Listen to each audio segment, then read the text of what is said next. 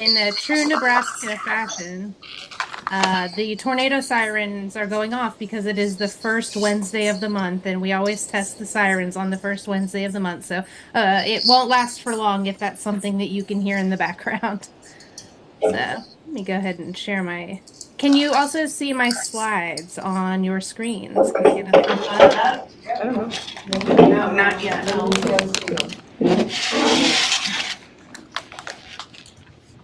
How about now? Yes. So Outstanding. Wonderful. Thank you so much. So, really wonderful to be here. So happy to receive this invitation and to be your closer for the Rutgers Lunch and Learn series. Was really excited to hear about this and to hear your interest in queer and trans perspectives in science education.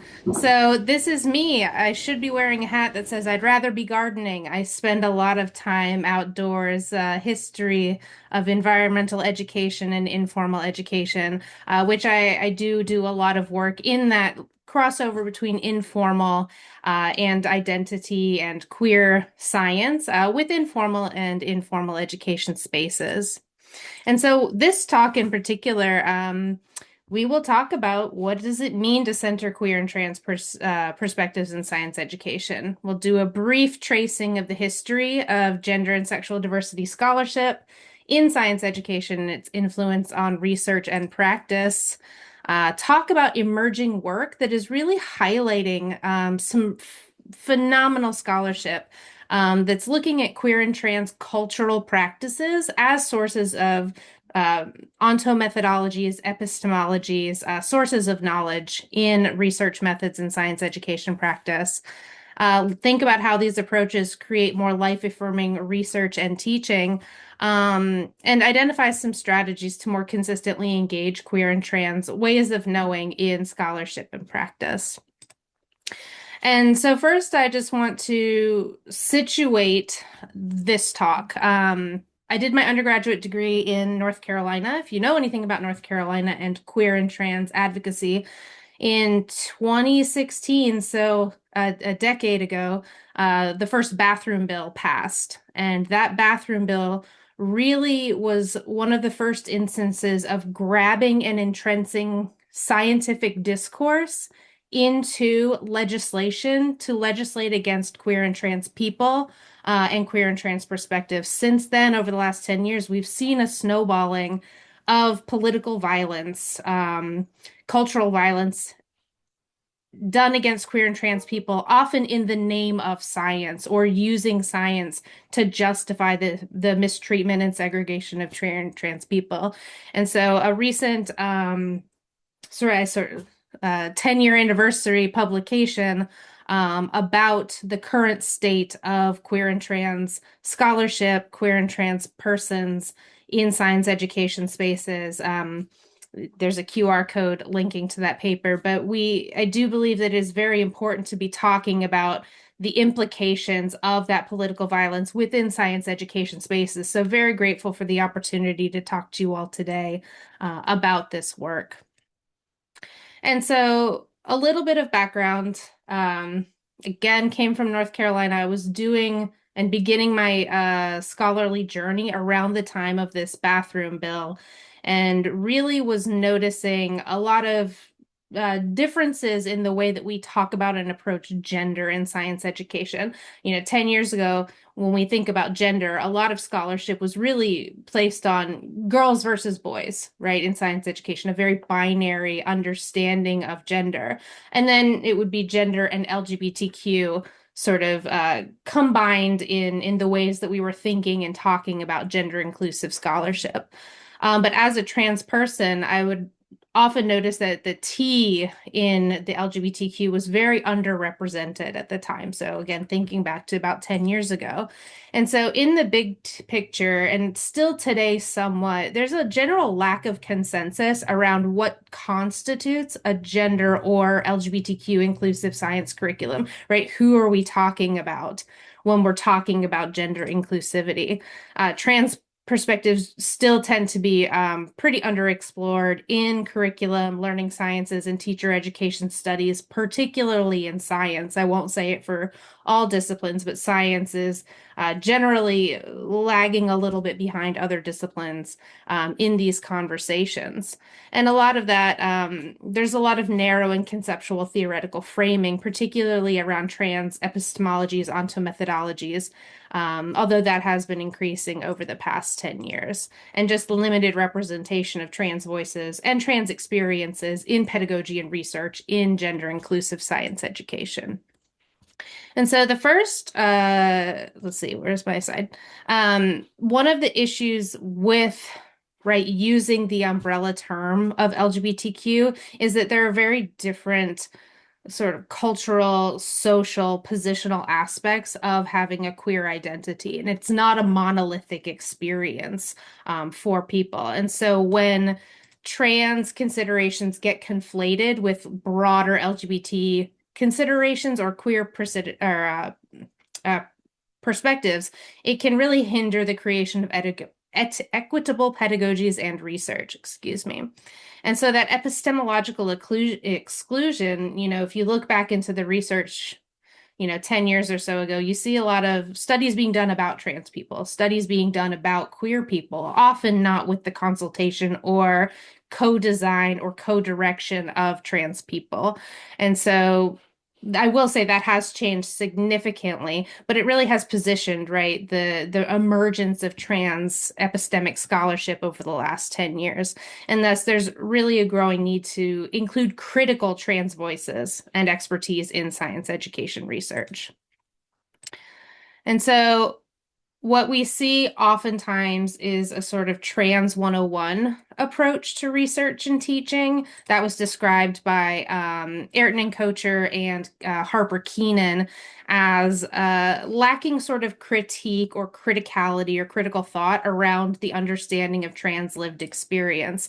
So very focused on what is trans, right? All of these are necessary definitions, when we talk about inclusion, but does it go beyond sort of that definitional approach? The other is a lot of victim-centered framing.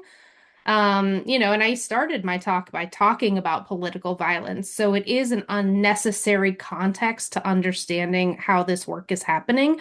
But victim-centered framing really reduces just all of the joyful and wonderful and life-affirming perspectives of what it means to be trans, right? I love my life as a trans person. I really love being trans. And there are other things about the way that I approach science that are not oriented in deficit perspectives. And so there's also a lot of work has tended to create problematic alternative scripts of gender. Y'all know science. Y'all know we like to put things into categories and taxonomies, and we like to really have finite boxes that we put things into. But when we create alternative scripts about gender, like the genderbread person as an example, we're just reiterating and reifying some of those perspectives of doing science that really just continue to add constraints. Oversimplified approaches to gender sex binaries, settling for representation, bring a queer scientist to work day, rather than thinking about the critical dismantling and restructuring of power that is oppressing these perspectives, failing to trouble the colonial racist and eugenicist roots of gender oppression. And so the Trans 101 approach, very important to have representation, but it doesn't contextualize those social material lived realities of trans experience. And so the paper I wanted to start sharing with today is one that I sent out to you all. And if you've read it, that's wonderful. I'm very happy to know. But we'll talk about it today. Is what does it look like to have trans-informed approaches to gender inclusive science education? Pardon me. And so when I was doing this work and thinking about the voices and representation I was not seeing in science, I wanted to know about science teachers. How are trans people, trans science teachers, approaching and incorporating gender inclusivity into their own science curriculum, right? I wanted to learn from people with lived experience who are on the ground in classrooms, again, during this context of political violence during the Don't Say Gay laws, during curriculum laws, during book bans. How is this still being approached in classrooms? And so drawing from some critical conceptual frameworks and really thinking about um, what does it mean? Oops, sorry. What does it mean to be trans? What is the epistemological means through which trans oppression occurs, and understanding that in context? Thinking about the imaginative ways that trans people live their genders, but also thinking about how that is not ascribed in the systems that we fall into today. If you've ever applied for an NSF grant, for example, you probably have noticed there's only two boxes of gender that you can check. You can check male or female, which may have changed since the last time I submitted a grant. But even in our administrative documents at the university level, right? When you do your medical documents, a lot of times trans people are fully erased from those institutional and administrative parts of living life, right? Were written out of educational spaces.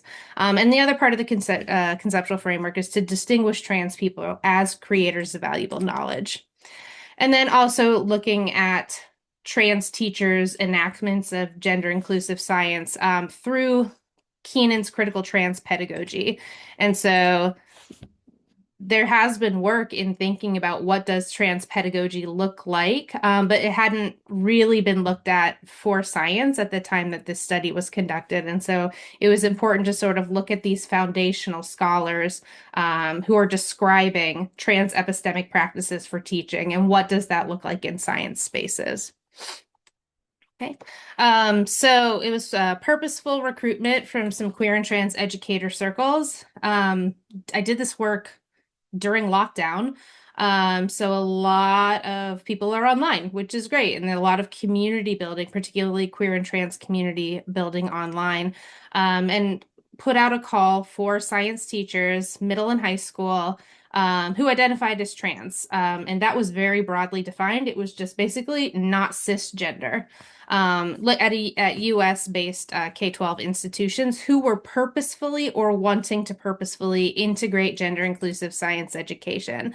They weren't bound to any discipline of science, and that was intentional. I think we see a lot of gender-inclusive work happening in biology, particularly because of the science connotations, but gender-inclusive science approaches can happen across disciplines. So that was really important to us, and ended up with 10 trans science teachers who participated in a year-long study with multiple phases of data collection, including interviews, teaching materials, reflective teaching statements.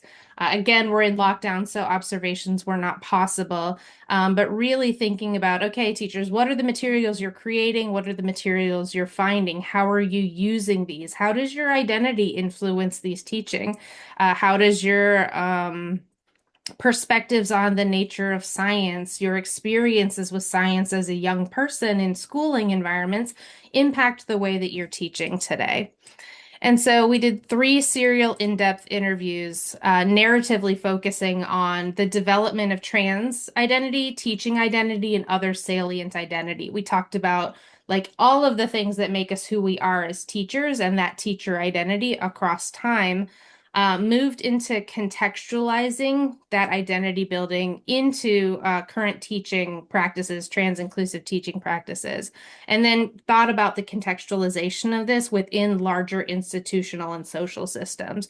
So I have ages of data that I still haven't finished going through, more studies to come, we hope.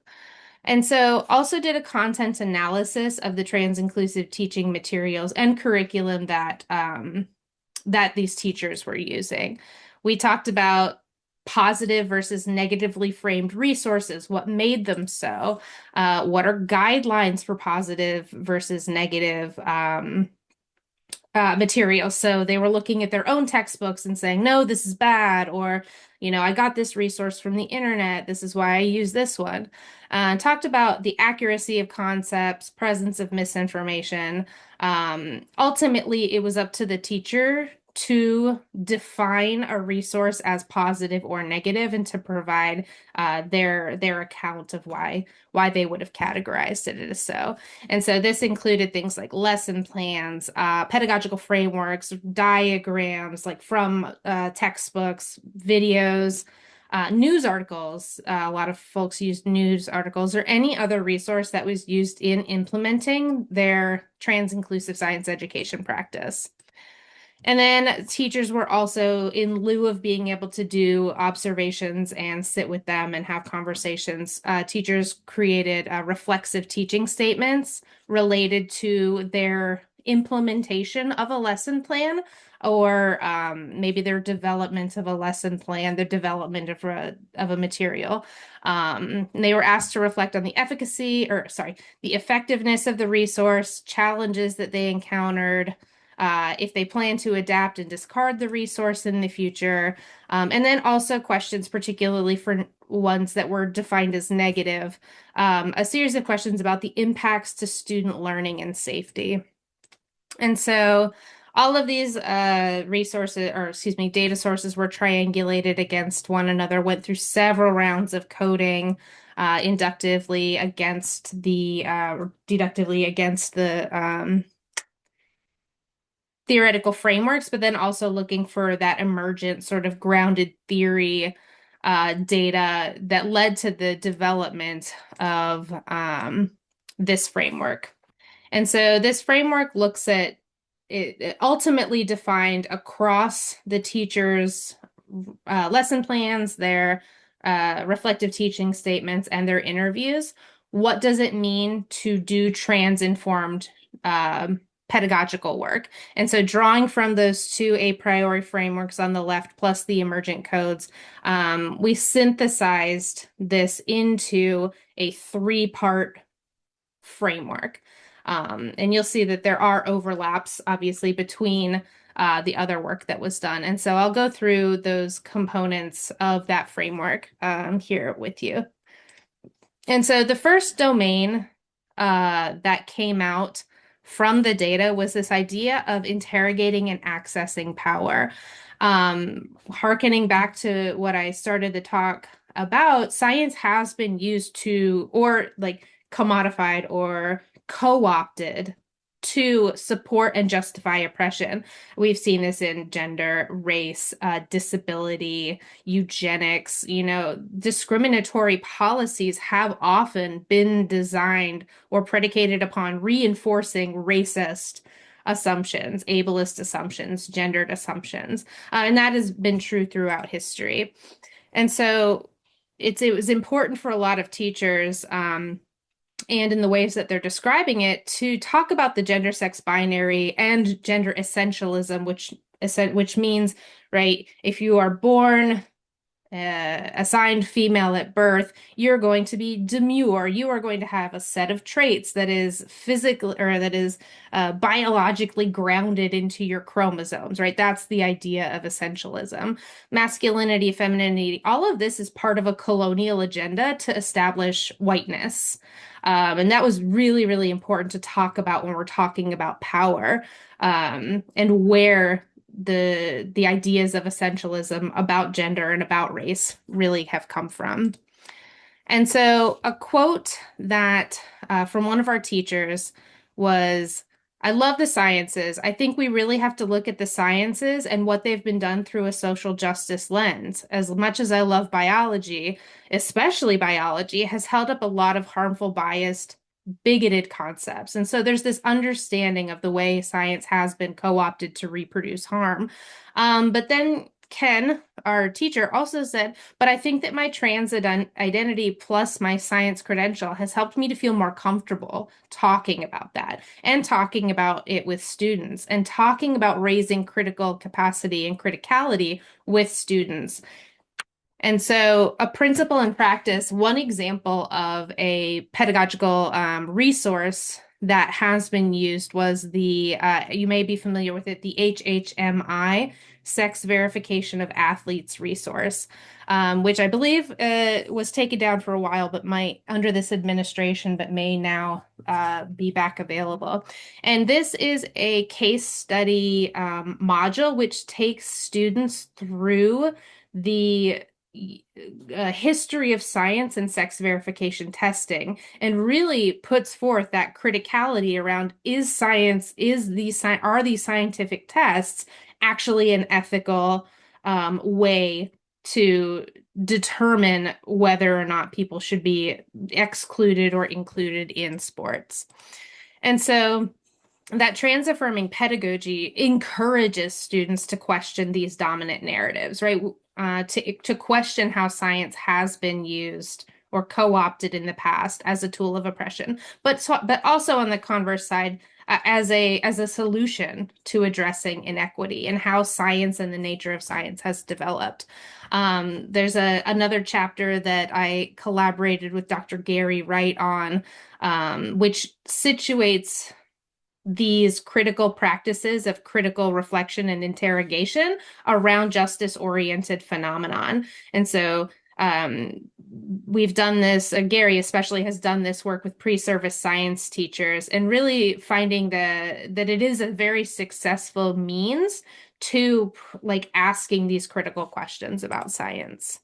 But it's important in all things, as always, to be aware of resources that still continue to promote those colonial viewpoints. Like, we don't ever want to get into a situation where we're debating the scientific nature of a marginalized group. Like, we're not going to talk about the gay gene or born in the wrong body or the trans brain. Again, this is that idea that we continue to fall into the trap of we have to solve science misconceptions with more science, but ultimately end up sometimes reproducing the very harms that we seek to change. And so it's this idea of continuing to be critical and not reinforcing those bi-essentialist viewpoints or stereotypes.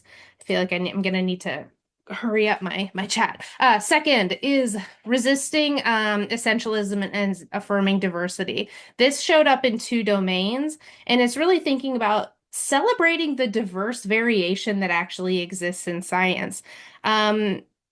Like I said, I started in zoology. Really enjoyed zoology, thinking about trees and cladograms and the ways that we define and categorize species. But it's vibes. I mean, it is scientific, but in general, we like to understand things in a way that makes our brains happy, but it is still open to interpretation, and there is a lot of fluidity in the knowledge that we are continuously building in science, right? We're continuing to know and grow in our understanding of these diverse scientific phenomenon.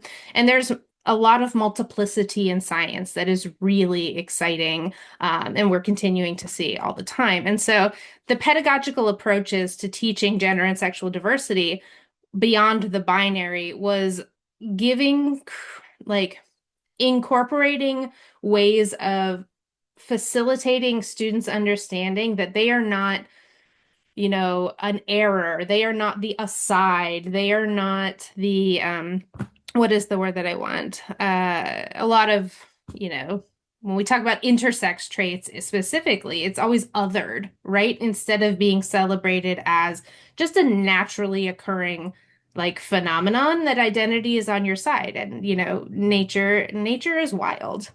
And so there was a really lovely article. I'm not going to read this quote, but I would encourage y'all to look at it. Ari Remmel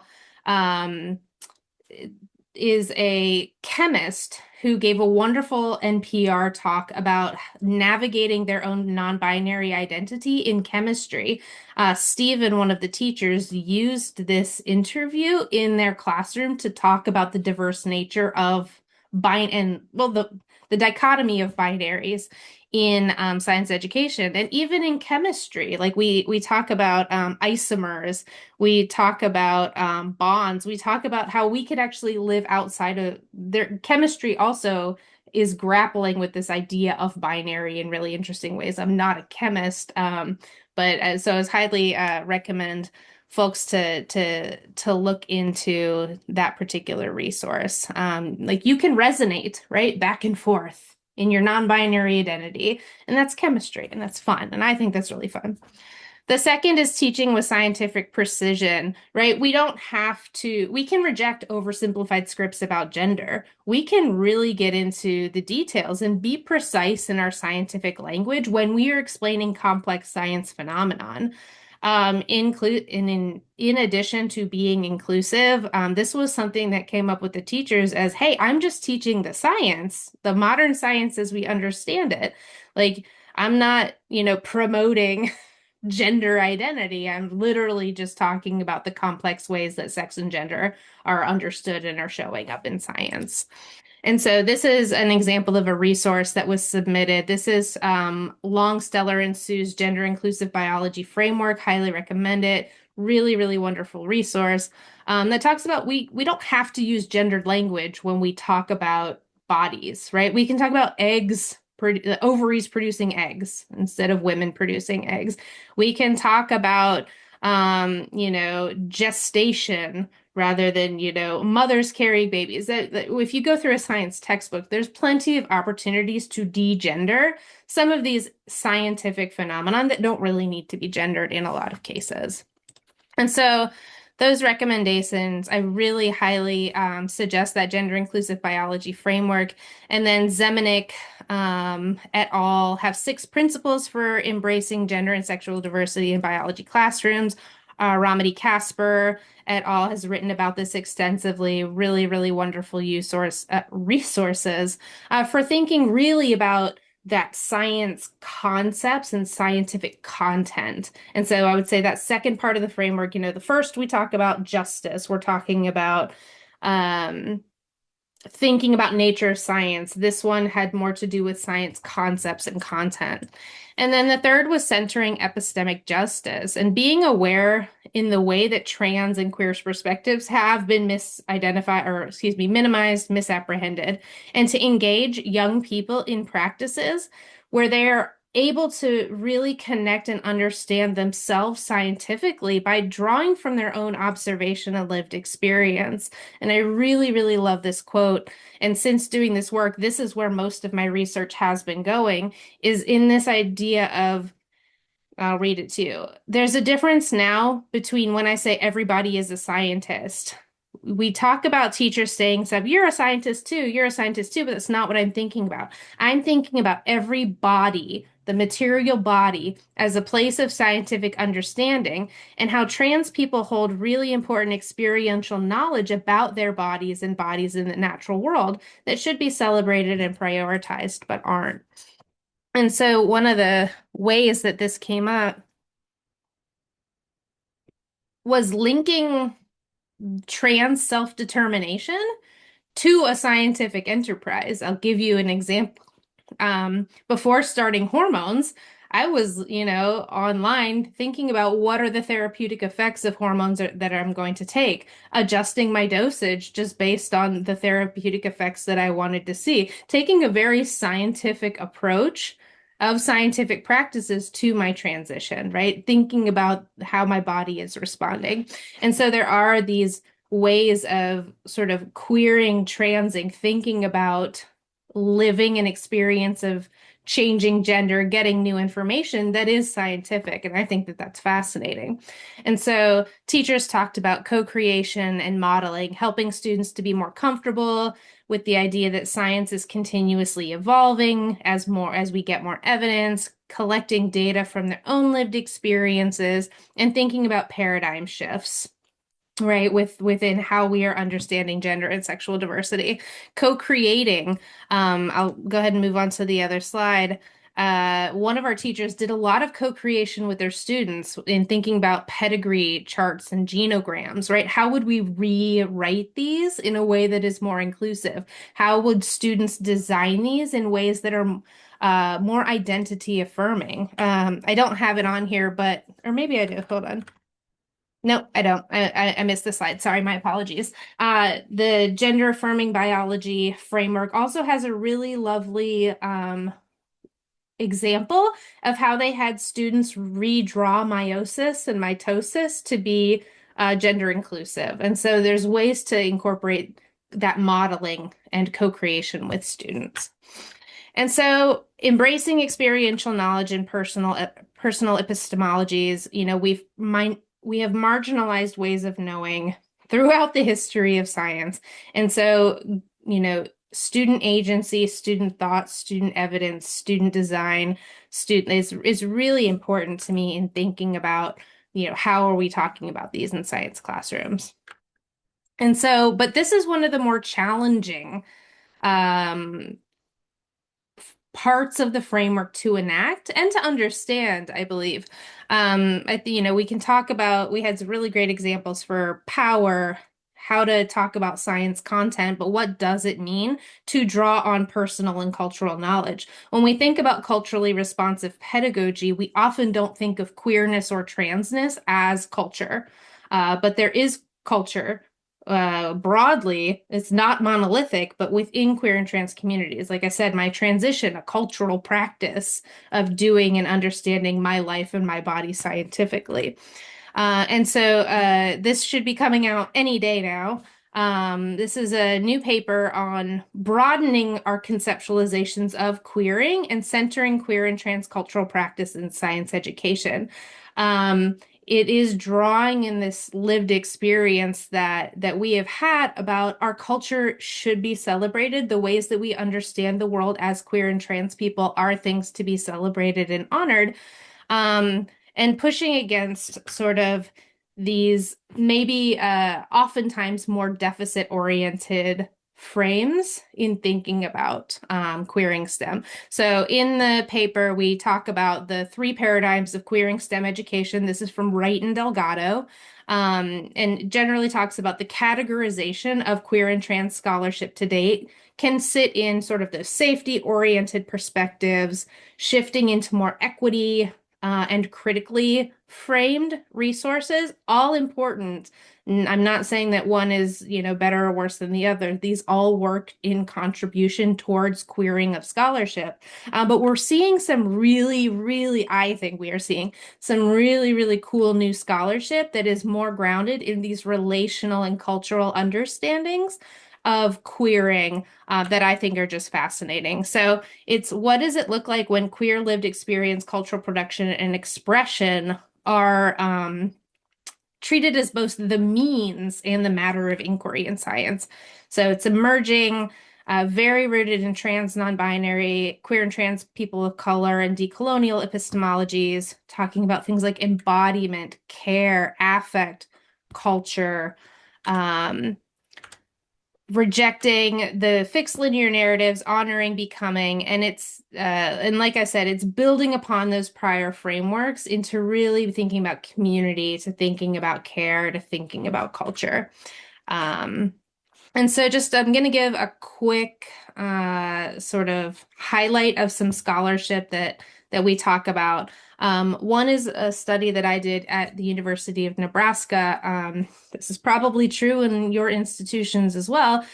Our spaces for queer and trans students are being shuttered, right? We're having a lot of regulation on what can be included in curriculum. And we have a lot of trans and non-binary students who come to us and they're like, I don't know what to do. How do we address this? And so one student, Isa, who was an author on this paper, we talked about action research and like, okay, what would it mean to conduct some research to identify some narratives with your cohort and try to enact that change. And this paper is not about the results of that research study, but it's about the methodology of care that we created together as a team of queer elders and queer teacher candidates together. We, through action research, really developed this really lovely community that was grounded in this sort of like advocating for justice, right? Through this research process. It was thinking about research as liberation, thinking about research as resistance. We would get together off-site not at the university because that was the place that was harmful. And we would be in each other's homes and we would cook meals for each other, right? The space for collaboration, the space for these relationships to develop, the space for this care and resistance and activism to develop. And so, based in these queer models of care, and this is what I mean by like queer culture, queer cultural caring, and thinking about that as a very intrinsic part of knowing and understanding and doing queer work. Contran recently put out a fantastic article about spilling tea. And this is grounded in Black, queer, and trans storytelling, along with kikiing. And it's a methodology of like, what does it look like to disrupt truths by spilling tea? Tea, not as in like that what I'm drinking now, but tea is in truth. And so, what does a methodology of counter storytelling look like when grounded in queer and trans cultural perspectives? It's a really wonderful article that I highly recommend. Oh, did you get that? If I can, okay. And then Colby Toffel Grail and a lot of wonderful colleagues also at the University of Utah. A newish paper on queer rightful presence in STEM making. Again, this was a conversation that came out of what is culture. Rightful presence looks at a culture sharing, um, you know, activist, sort of justice oriented perspective of doing something that is related to your identity. But what does it mean when you're in rural Utah, right? And maybe you are not close with your family, you are not close with the land in this space, you are not close, you are being oppressed in this space. Like, how do we talk about culture? And so this was really an interesting piece about the culture that these young people made together in this making space. So highly recommend that one. And then Tebi Ardiles Navarro out of with Chile with Paulina Bravo. I'm sorry, I forgot. Oh, no, I did put Paulina's name on there. Used fleta, reflexivity, and fleta is a word in Chile that is synonymous with queer. It's a derogatory term that has been, what's the word that I want? Reclaimed.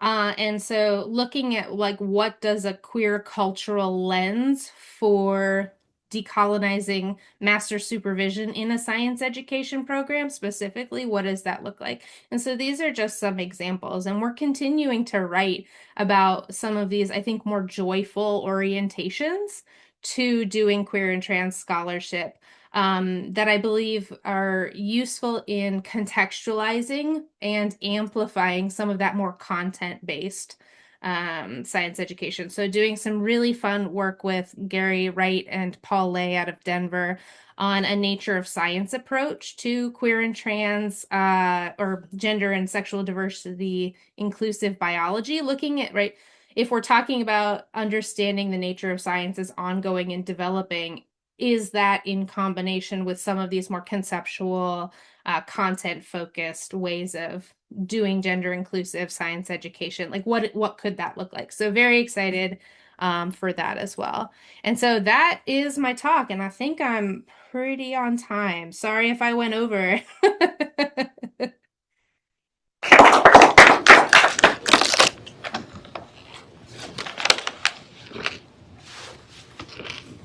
All right.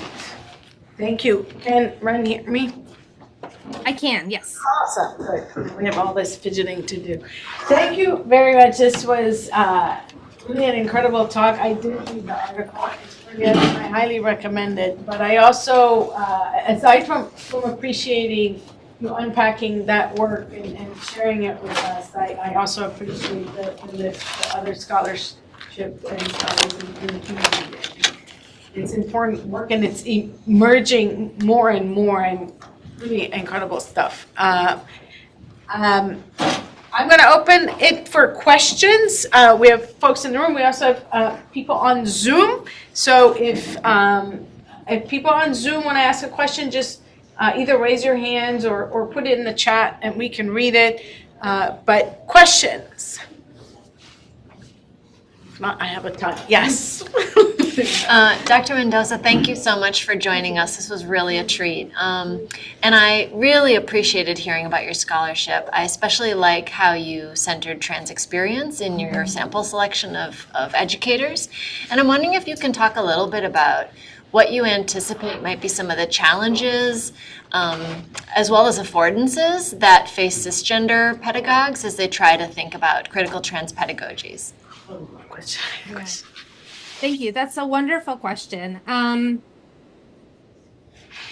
this work was done in collaboration with my co-author, who is a cisgender woman. And so, in thinking about the ways that we did this work, it's what is trans informed does not mean you must be trans to take up these perspectives. We can be critical, we can push against systems, we can be inclusive of trans experience, we can be inclusive of all student experiences as they align to these kinds of framework and ways of knowing. It's this idea that like transing actually is for everyone. The way of approaching scientists or science and science practices with this more critical, fluid, co-designed interpretation and understanding of science is something that can be taken up like by everyone. Queering is for everyone. Did that answer your question, or do you have a follow-up? I think that was great. Thank you. I have a question. I am wondering about the students in those settings and whether there was some resistance on their part and how was that navigated? I think positionality matters here too, but how was that navigated by the teachers? Mm-hmm. Again, this was during lockdown. So a little bit more of a challenge. Some folks were teaching online, some were teaching hybrid, some were in person. In general, they did not communicate much resistance or hesitation from students. I actually think that students take this up very quickly and easily a lot of the times. Um, it's more older adults who tend to maybe find more challenge in some of these ideas. And so I'm trying to reflect back on if anything came up in particular during that study. No, but we are seeing a lot more hesitation in sort of these pedagogical practices and approaches with pre-service teachers. I will say teachers are far more concerned about taking up this work than we are seeing student concern. We have a question online. Let's see. Tyler, do you want to speak up? Yeah, sure, I can. I didn't know, but yeah.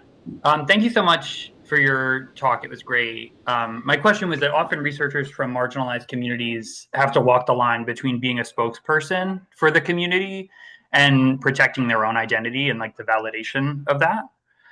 So I'm wondering what you think good strategies are for members of marginalized communities, be it your own or others, who are trying to do this work and to keep from feeling that the stakes are too high because we're almost like researching justification for our own identities.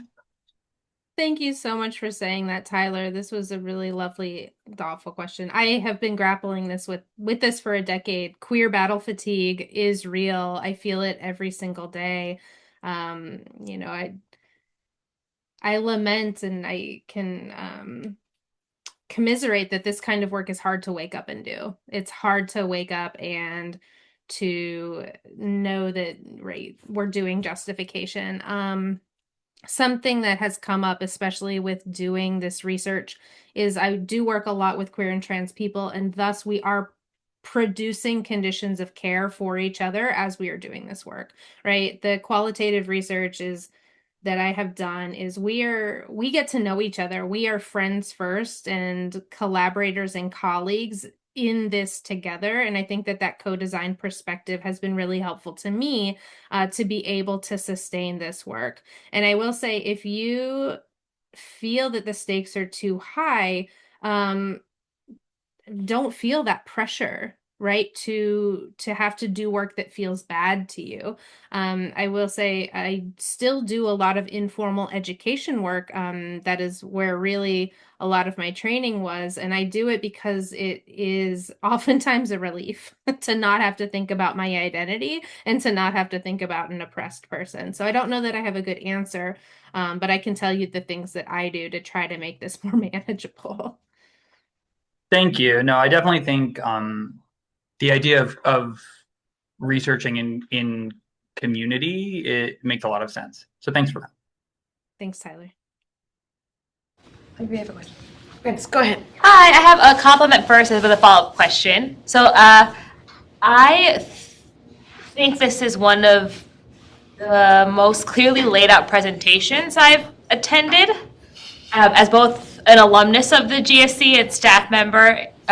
So I'm just curious if you could speak to professionally, maybe how you are able to synthesize the information and present it in this way, because one of the thoughts I had as I was listening was as a student, this would have been really helpful to understand, preparing for my own dissertation, if you will, like how to put everything together. So compliment with a question. Thank you for answering. And I will say it's probably because this was my dissertation. And so therefore it was very procedurally done in that scope. And actually that's a good reminder to me to always be giving my presentations dissertation level effort. Hope we have 6 years for that. For every presentation we do. But thank you. I think this is I try to approach this as a topic that I don't want to assume folks have prior knowledge about, but also really trying to put out as much information, but as little information as possible. But thank you for the compliment. Yeah, go ahead.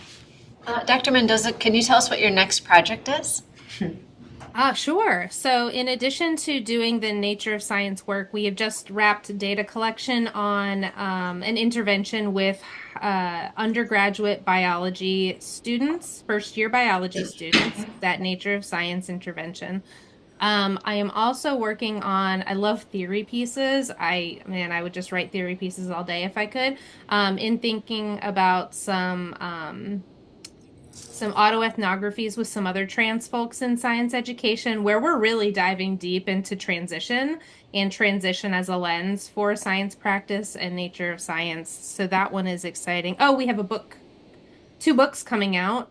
We've got a book chapter in the Handbook of Research in Science STEM Education, which talks about sort of this developing relational space, and then a new book I'm editing with Dr. Contran that is really focused on those cultural productions. And so really cool example. We've got drag pedagogy. We've got, I'll say, slut science, and thinking about reclaiming some of these things. What does it mean to do queer experimentation? Outdoor education is a queer framework. So really cool things in 2027. That's incredible. Any other questions? I have another. Do you have a question, Dalia? Sort of, yes. I've been trying to think of how to say it. Which districts I know are going to be willing to run.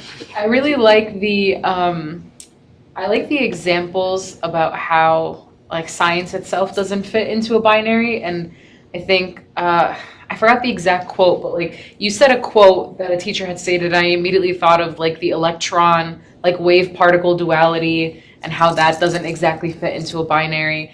I don't know if this is kind of a rudimentary question, but would stating something like that in the example in the classroom be an example of a pedagogical way to go against this bioessentialism that you talk about?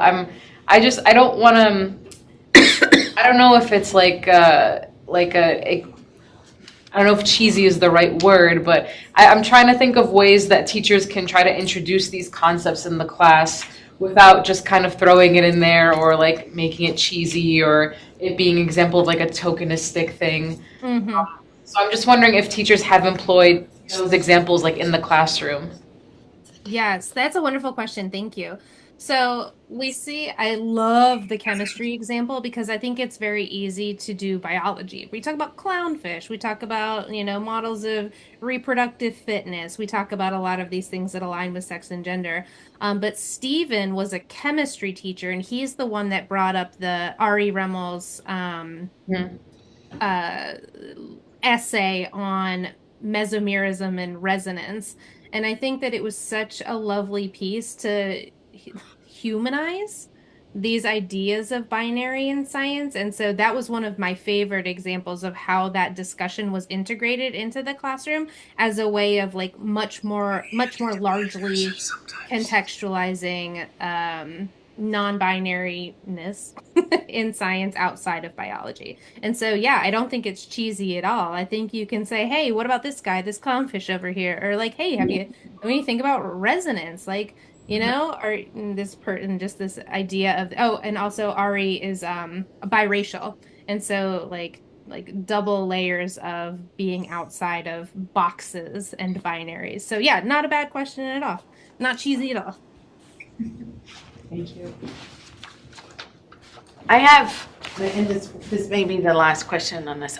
Other people have others, but in thinking, so Dalia and I have been working with teachers and trying to think. We're doing a justice-oriented genetics unit. It isn't necessarily focused on gender, but we're like, well, we're teaching these things, and let's see if we can queer it a bit. And it was a bit of a struggle, and largely it was a struggle because it felt like this isn't exactly in the standards, right? Which I am sure you've heard of and it gets punted, and as you wrote in the article, that is typically what happens. It doesn't, people don't really engage with it for a lot of reasons, but one of the reasons is that it's not clear where exactly there's room in the standards for this. And I'm curious, where do you see room, if you see room? And if not, what would you recommend for the next generation of science standards? What would you want to see different? Yeah, that's a wonderful question. And that's something that we saw with these teachers is that that identity-based motivation to actually do, like, teachers are doing so much work already, and then to have to revise and reconsider your entire curriculum to think about how you would meet the standards but also integrate this new information is a big ask. And so that's a lot of the work that Gary Wright is doing, and in pre-service teacher education is thinking about the ways that the standards can be met. It's just the way that we're doing them is missing a lot of information, right? So it's more of like an additive rather than a changing. We can still talk about genetics, but we can also talk about them like in these non-essentialist ways. So there are small things that can be done within an existing curriculum to just modify, right? To modify the ways that we're framing and talking about this and using that inclusive language. And then there is the larger practices of like full curriculum review, integration, creation of new materials and things like that. So I do know that NSTA has been working towards more thoughtful, like more detailed descriptions of what this could look like. We are working on what does the nature of science principles look like through a queer lens. So it's just kind of pick a place to start, I suppose. But I don't see that they are antithetical to one another, because if you're teaching like the more contemporary conceptualizations of science, you are meeting those standards. You're doing that work. Thank you. Last chance for questions. Speak now or forever hold your truth. Okay. Thank you so much. This was really a wonderful end to the season and the series for this year. A lot of things to think about and really great resources to look at over the summer to be your summer reading. And we really appreciate you joining us. And thank you again, and thank you everyone for coming. Thank you. Thank you so much. And I will say, I love getting emails, so please feel free to reach out. Love chatting about this. So I'm not being sarcastic. I really do like talking about things. So please feel free to reach out if a question comes up later. Thank you. All right, everyone. Thanks so much. Enjoy your day. You too. Bye.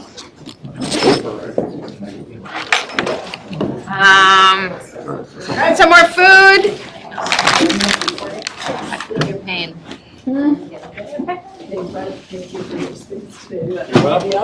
I am. How are you doing?